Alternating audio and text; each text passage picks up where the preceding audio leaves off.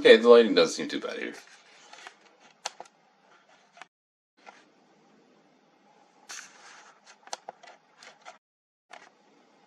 Alright, so this is a funny thing. It's kind of another off the cuff. This is actually planned because it'd be really fun. I thought it'd be really fucking funny.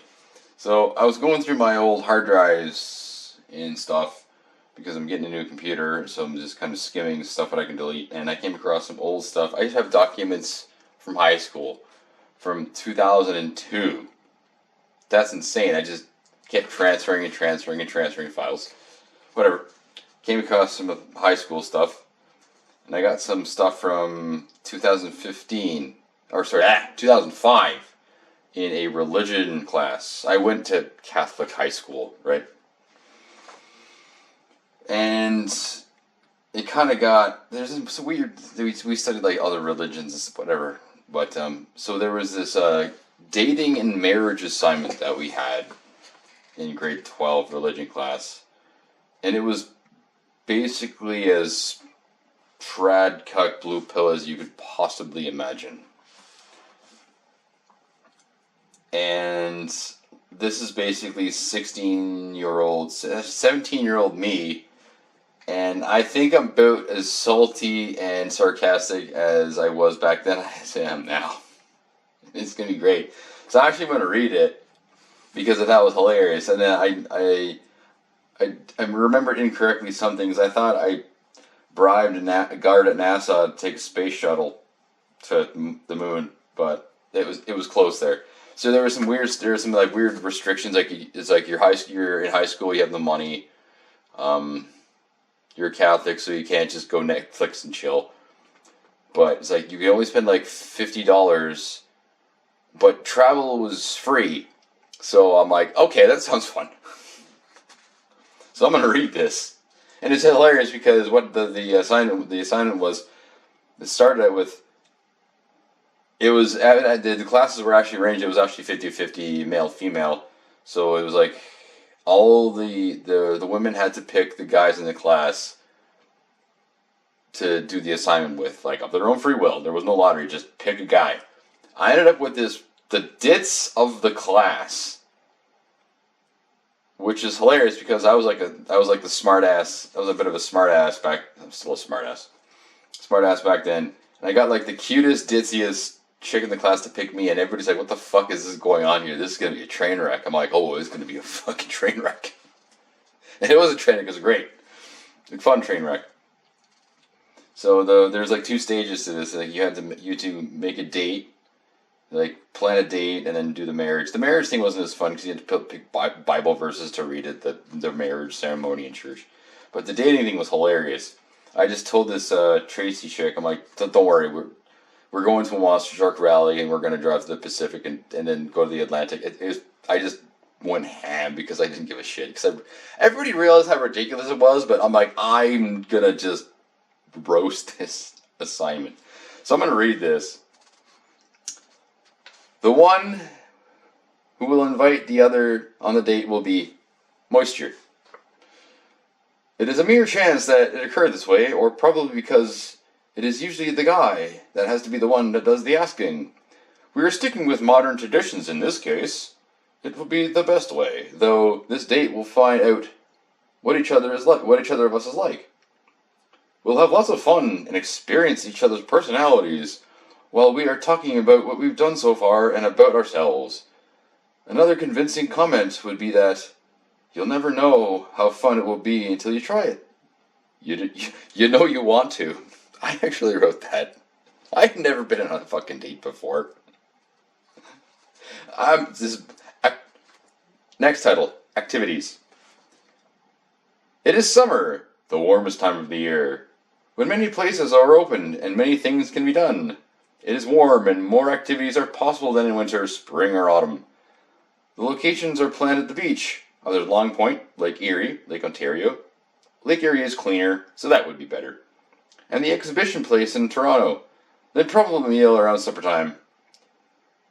We could get back to the beach by bus or car. We could take the GO train to the exhibition place and back. We'll probably get some food in Hamilton when we get back. After a day's excitement, full of meaning and memorable times, Anybody would be hungry. What we will do is go to the X via the GO train and see what attractions there are. It isn't any fun to plan ahead with something like this. It has to be spontaneous. Like other things, for example, you may plan to go to a certain place there, but find that it's under maintenance, so plan as you go. Afterwards, we'll head to the beach on Long Point on Lake Erie via train, then car, or, since transportation is free, go to the Pacific Ocean, and enjoy the massive waves there for surfing on a relatively cheaper than $50 foam boogie board, or not. Since it is a nice place, and the water is much cleaner relative to Lake Ontario, we can use the boogie boards on Lake Erie too. After our awesome and extremely meaningful day, Jesus Christ, that ended up costing less than $50, keyword, we will head back to the city, the moon, or whatever, fuck it, and have some supper before we head to our own homes in our own beds, keyword, Catholic school. Most likely, keyword, most likely. Due to that barrier of understanding, we refrained and gained further respect for one another. Bullshit. Next title, meaning in conversation. By going on the date, or my going on the date, we would be able to get to know each other much better than before. We wish to know more about each other, what each of one of us is like, what we like and what we don't like, and our true personalities. We both hope to gain knowledge of our friend before we marry them. The person of our dreams throughout day and conversations are obviously, all conversations will have deep meaning and intimate meaning. What? Deep and intimate meaning. Well, many of them could have innuendo. There has to be humor and laughter. You can't have your date falling asleep. Come on now. Having huge conversations that are deep in meaning, well, being dry as a bone wouldn't be memorable. She's not gonna talk about Nietzsche with you. Sorry. Schopenhauer's out of the question. Conversations like what the fuck? Conversations like favorite Jello flavor, favorite type of music and why, types of wrestling and why not, what each other's family is like, since you'll probably end up marrying if it's really the person of your dreams. You should know the relatives. There's nothing worse than a shotgun wedding in which you don't know the other's family. Yeah, that's true. There will always be joke telling to keep good humor, whether the humor's clean or not. It really doesn't fucking matter. Just as long as physical boundaries are in place. Because as devout Catholics, we all know that you can't really have fun until you marry. I wrote that. It's sarcastic. Not to degrade teachings, but we were all called to be like that until marriage. Acting true on the date will allow for true, deeper understanding of each other. Reflection. The date was a huge success because only after a week of dating what? The date was a huge success because only after a week of dating there will be a marriage.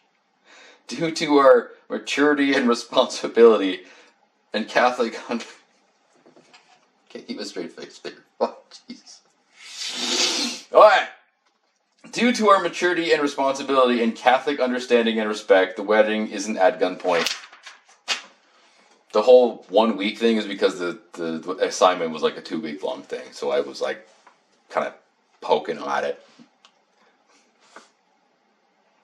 The best part of this fucking assignment, I had to take out the monster truck rallies and bribing like NASA guards to take a space shuttle because the travel's free, right? So the space shuttle is free. The best part about the whole fucking assignment, this is back in 2005. So yeah, I was in grade 12, woof. I'm old now. Best part is my buddy and I, my old buddy from high school, one of my money buddies from high school. We and I got the same mark on the assignment. It wasn't like perfect. It was kind of like a 89%, like A minus, B plus. He got that his grade because it was too original or too normal. Like, let's go get a bite to eat and watch a movie. And his teacher grade, I think it was this, we had the same teacher, different class though. And he didn't get a perfect grade because it was too normal and boring. I got the same grade because my teacher's like, what the fuck are you talking about? You're insane. I'm like, yeah, and? Told us to be creative. So we drove to the Pacific Ocean because travel's free. You didn't say how we traveled. Could have taken a light-speed bullet train. Still free, right? You didn't really make specific rules on how it was free. $50. Well, you could like go to the slot machines with $50 and make a lot more than that. High school's a fucking joke, dude. I found that on my hard drive and I read it and I laughed my ass off because I haven't changed one fucking bit. I'm just more of a bitter asshole. I had to read that. I loved it. Anyways, you guys can, have a laugh, take your jabs. I don't give a shit. Have a good night.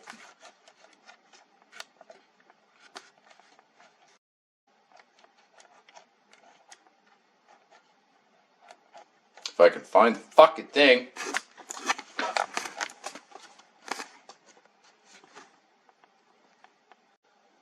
Oh yeah, another thing.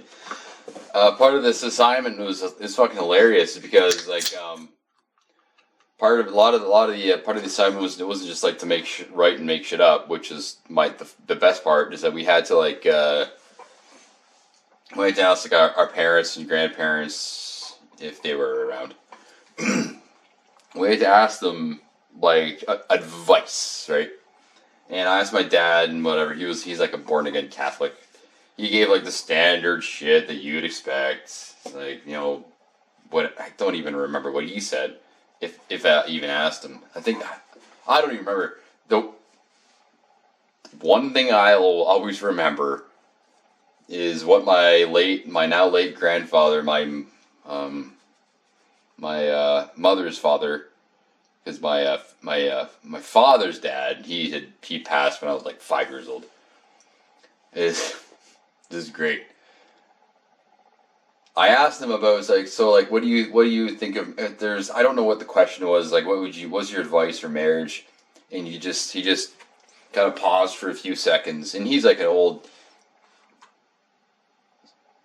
Lithuanian guy, born here but historically Lithuanian. I don't know his family history, but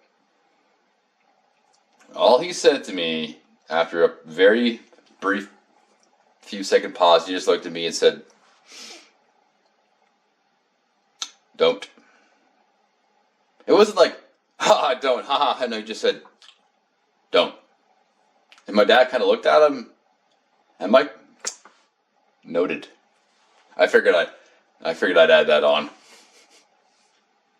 Notice this is a very wise old man who is the CEO of a steel plant, studied in philosophy and Latin, traveled to Japan to make business deals, and I think he knew a lot.